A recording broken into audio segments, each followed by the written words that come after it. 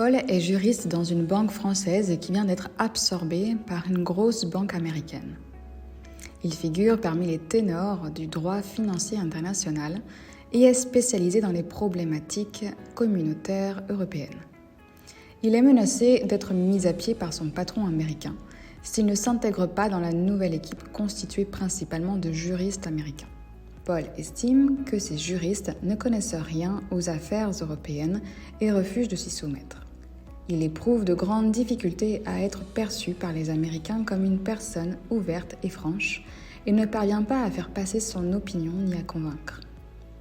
Il est stressé et a peur de l'inconnu.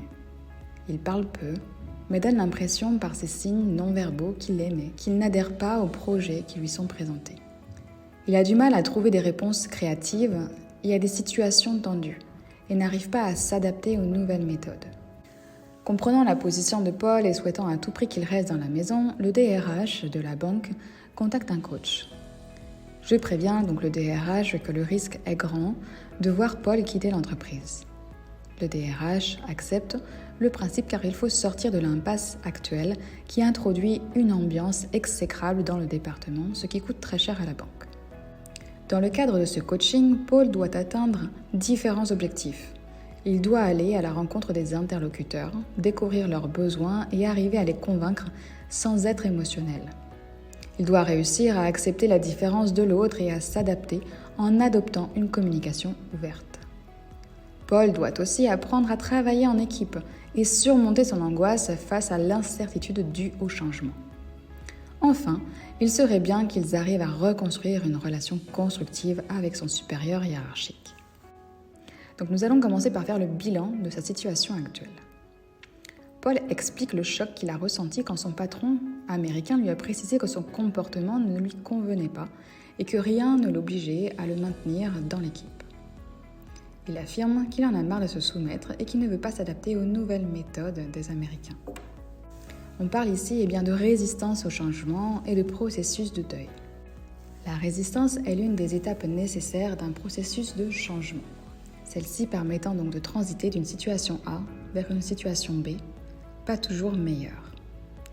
La difficulté réside souvent dans l'absence de perspectives réjouissantes pour l'avenir. Le deuil passe par différentes étapes. Le déni, la colère, le marchandage, les reproches, la culpabilité, la peur, les doutes, l'insécurité face à l'avenir, la tristesse, la confusion, puis l'acceptation. Les étapes qui vont de la colère à la confusion font partie du processus de résistance. Et c'est après avoir traversé la vallée des larmes que peuvent intervenir l'acceptation d'intégration du départ ou de la perte, et plus tard dans le temps, la découverte du cadeau caché, à savoir les leçons tirées de ce deuil. Sachant que la résistance est normale, il n'est pas nécessaire de la combattre, ce qui la renforcerait encore. Au contraire, nous pouvons alors explorer des pistes qui s'avéreront rapidement intéressantes, dont des plans d'action pourront émerger. Concernant Paul, rien que le fait d'expliquer le processus de changement et de résistance peut fortement l'aider.